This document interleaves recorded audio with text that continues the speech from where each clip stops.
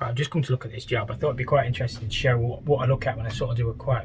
So what we've got, I'll spin the camera around, is we've got an old Ideal Concorde. I've been asked to change it. Still need to do a heat loss. I work at these flats quite a bit, to be fair. This is the ones where I changed the radiators a few weeks ago, or a few months ago. So what we've got, obviously we've got a vertical flue kit. This roof is asbestos. We've got an expansion vessel. I changed that a couple of years ago, so that'll probably be fine. But obviously when we do it, we'll have to check the pressures and stuff like that and make sure we've got enough expansion. We've got an old 2555, which I'll probably allow to change because new valves and stuff. I think that's quite an old one. There is a date stamp on these somewhere, so I'll have a look at that. So we're probably allowed to change that. I put heat meters and split all these flats up onto different zones. So what we're looking at is obviously how difficult it's going to be to get the flue out, what we're going to do with the roof, whether we've got to pay to get rid of the asbestos. I might take the flue out of this wall, sort of ply that wall, take the flue out there, because it's we're in like a little boiler room. It's separate, all the pipes go under the floor and then into the flats. So we're looking at the flue, the gas supply. Yeah, the gas meter is just there, so we can upgrade the gas if we need to. Obviously we'll pipe size it. The condense is probably going to have to go into a soakaway, because obviously there's no downpipes or drains, so we're probably going to have to dig out 500 and take it into a soakaway away from the gas supply and stuff like that. We can't get that side because it's onto the neighbour's property. Have a look, and all that side is outside shed, so we're going to have to allow for a soakaway. Obviously I'll probably put a wall mounted boiler in this time, not floor standing, but the awkward bit is really going to be the flue, what we're going to do with the roof. And then obviously the system's already upgraded, the stats and TRVs and stuff. This is the main heat meter, which tells you how much kilowatt the boiler's been using. Obviously there's no mains water in the boiler room either. It's just, you just have to fill it off an outside tap, because that just goes through the wall. I have been putting fill loops in each of the flats as I've been going along to make life a bit easier, but we can valve all the heating off and stuff, so we don't have to drain too much out. Obviously we'll put an inhibitor in. So you're just looking at how complicated and how long you think the job will take. I think there's probably 2 days work in here. Obviously I need a hand to get this old boiler out, and obviously we'll have to cart that away and stuff, and then obviously there'll be other rubbish to allow for. So yeah, obviously it won't be a bad job. It's just obviously what I do with the roof. I'll have a word with the client whether we can just cap that off or something, or whatever they want to do. I mean, we can get rid of the asbestos and put a different roof on, but it just depends how much they want to spend. So yeah, it's all got to be taken into consideration and carefully written down on your quote. Obviously what I'll do is write down everything I need. I'll do a heat loss, work out the size of the boiler, get a price of the boiler, price on all my materials, and then I'll work the price out from the labour. So I think there's 2 days work here for me. Obviously to fully lag on all the pipes, I'll take all this lagging off and do it again. Make a neat job. There's 2 days in here. So that's how I sort of go about looking at a job anyway. You're just looking at the complicated stuff and how easy or hard it's going to be to do. So we've got 35mm flow and return going around from the back of the boiler. I imagine the expansion's teed off, so what we'll need is obviously cut them down there when the boiler's out, probably ply this wall and then mount the boiler up. So it'll be fairly simple, to be honest with you. Flue out that wall, we'll probably have to put terminal guard, condense out, and then probably upgrade the gas to 28mm. At the minute it's only 22, but it is a 40 kilowatt boiler, but it only runs what, probably 3 meters plus bends. So we'll bring it all up to standard, obviously inhibit it, lag it. I'll allow for all new pipe lagging. We've got, I think it's 35mm, oh it's iron actually, it's 1.25" iron, then it converts to 35mm. So we'll allow for some proper pipe lagging, and then at the minute all this does is bring the boiler on and off, and then it runs in the winter. This runs 24 hours because obviously the people are vulnerable, but they've got thermostats and zone valves in the flats with bypasses, so you can't really do too much with the controls really, because obviously they need to be able to control it. Obviously we've got a low pressure switch on there as well. I don't think it actually works, that low pressure switch, to be honest with you. I think the system kept going off on low pressure, so somebody probably disconnected it. And then that's just the heat meter there for the heat meters. So yeah, it'd be a fairly straightforward job. You just got to recover all your costs obviously, and the only awkward bit will be the roof. I just wanted to show you these quickly. I've got given some old plumbing books a while ago. I just think they're absolutely fascinating. I know it's like the history of our trade, so I think these books were published in 1909, so there's quite a lot of, like, I think that was still Victorian. I'm not a historian by any stretch of the imagination, but I'll spin the camera around and quickly show you these. So there's 1 or 2 pictures in there. Let me zoom out a little bit. There's 1 or 2 pictures Obviously, you've got your standard Victorian chap there. I think I've only got 3 editions of these. I've had a look on the internet, it seems to be 5. But they are the Modern Plumber and Sanitation or Sanitary Engineer. So it's actually really interesting just to flick through and read. They're actually in fantastic condition for such an old book. So there's all different sorts of stuff I've never even seen before, to be fair. They all fold out with all your drainage. Some of the pages fold out, to be fair. And yeah, it's just absolutely fascinating. I love flicking through old plumbing books and stuff. I mean, look at that, it's some sort of petrol driven stationary engine, isn't it? Water supply pump. Shows you how it used to be done, to be fair.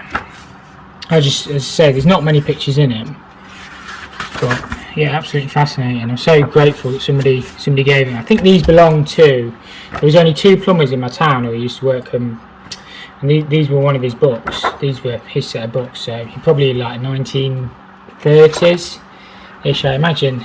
It might have even been pre-war, to be fair, but there's loads of stuff, and so there's a few editions. A little bit dusty because they've been on the shelf for a while, but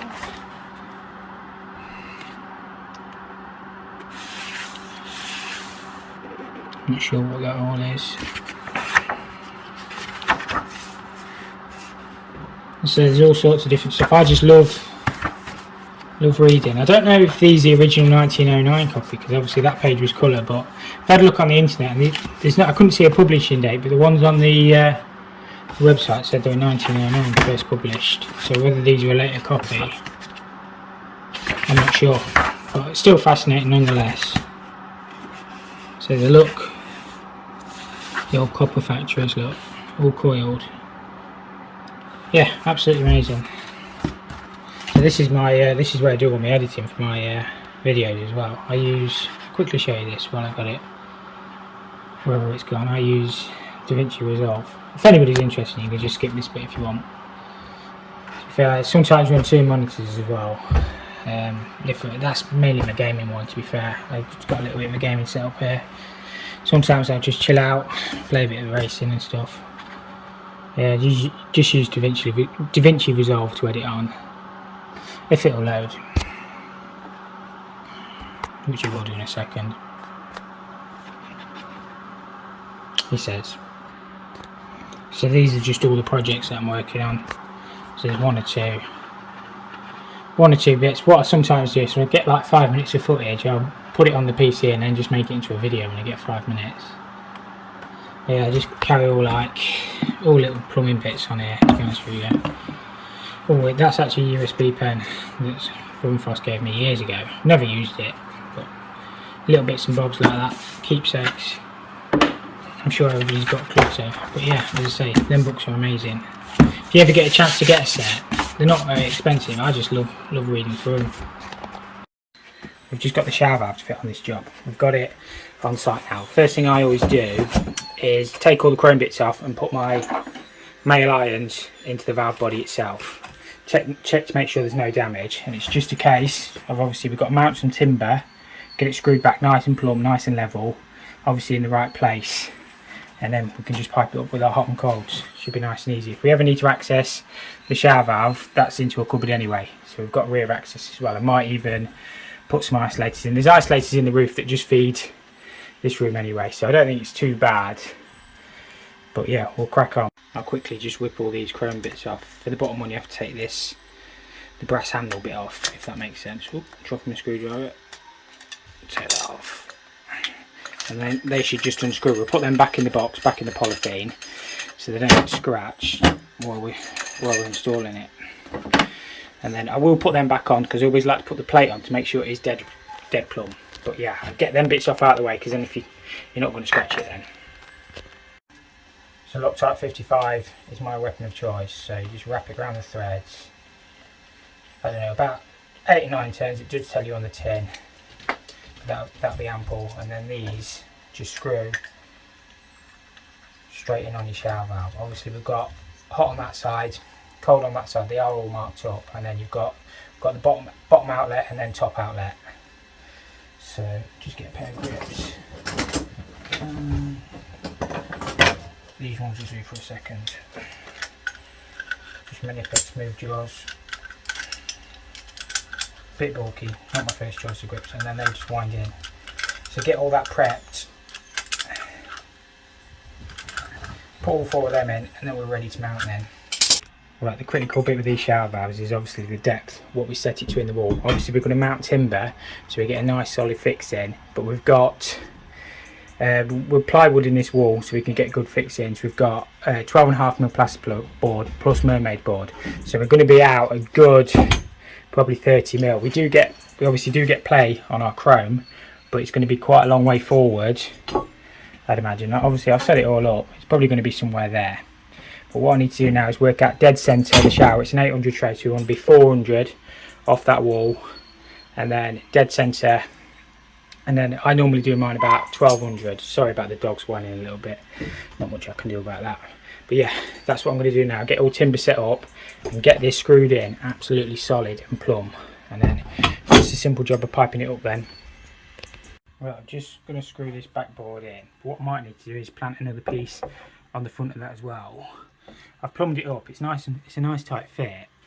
But what I'll end up doing is screwing through there, and then screwing through the top just to fix that in. And if I need to put some pan towel, I like to back it out. It just gives me something solid and plumb to work off, and then I can do what I like off there. Once I've got that in, I'll be fine. Right, I've set the green laser up dead centre of our shower. So if we grab our valve, obviously hot on the left, we're going that way up. We can set that.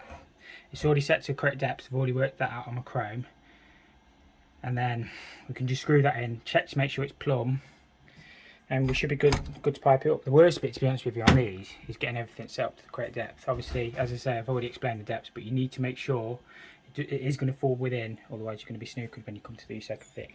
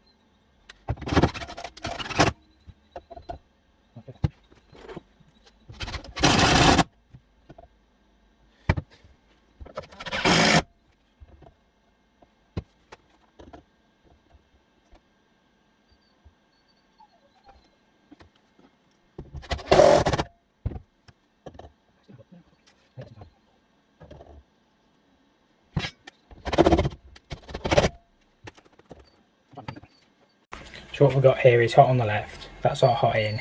We'll have to swing that one, drill through this timber, swing that into that one. In theory I could have teed into there, but I've already got tees there now. My cold will swing straight through there and into that one. Top outlet will be this one here, which will swing up, put a soldered, grab that quickly, a soldered wall plate elbow. We'll have to obviously make a frame for that to sit in. That wants to be well up there. Ceiling's quite high here, but I always put them, you know, you want to be well over 6 foot, because by the time you've got your arm. And then obviously the bottom one I'll probably just drop central, and then it will just either have a riser rail or like a clip thing. I imagine it'll be a riser rail. So yeah, that'll be fine. I'll say I'll crack on with this. I'll solder all these up out of position because you don't want to melt anything in the shower valve, or certainly the ones close to. You'll be fine up there, but then once you want to solder out of position.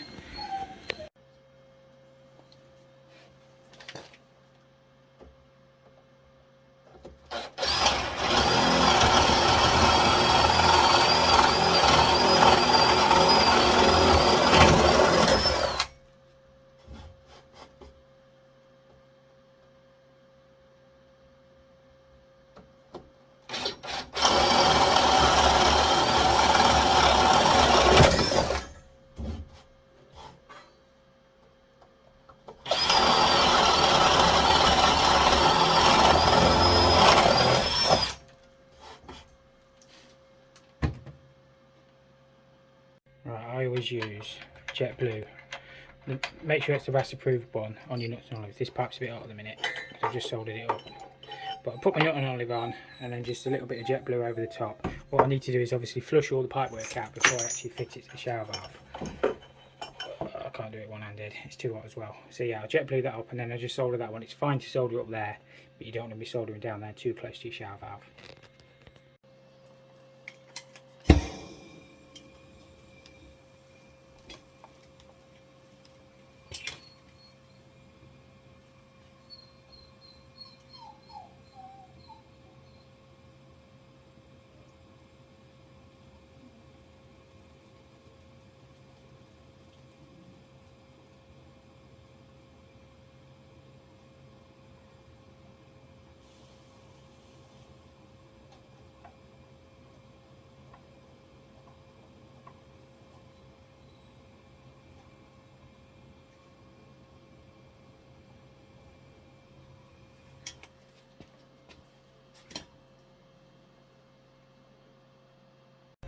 I just nip this up onto the shower valve, so we'll have to flush it out, but and then that is the cold connected in. We will lag them pipes as well just while they're in the wall, but it should be fine.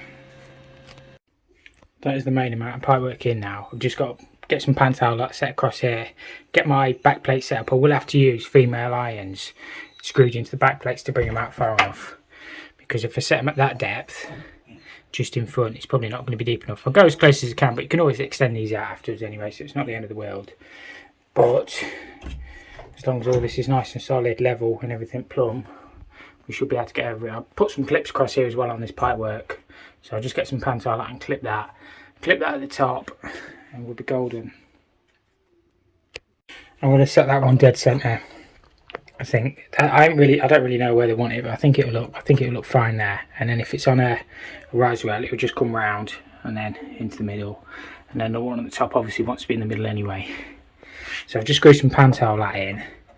It's just actually in front, but they'll get over that with the next layer of plywood because I want it just far enough out so I can get the back plate in. They'll probably moan, but they'll get over it. We'll screw that in there, and we just need to connect it onto there. Right, I've just popped the plate back on. I've fully installed all the pipework. Just want to make sure that's still plumb, and make sure it's still plumb that way, which should be perfect. So that's all installed. What I normally do is blank these off now and get some water on. Obviously I'll lag the pipes and stuff, but I think I'm going to end the video there because I'm about wore out around. So as always, if you enjoyed the video, make sure you hit the like button. If you didn't, hit the dislike button, and I'll see you all next time. Thank you so much for all the support as always, guys. Take care.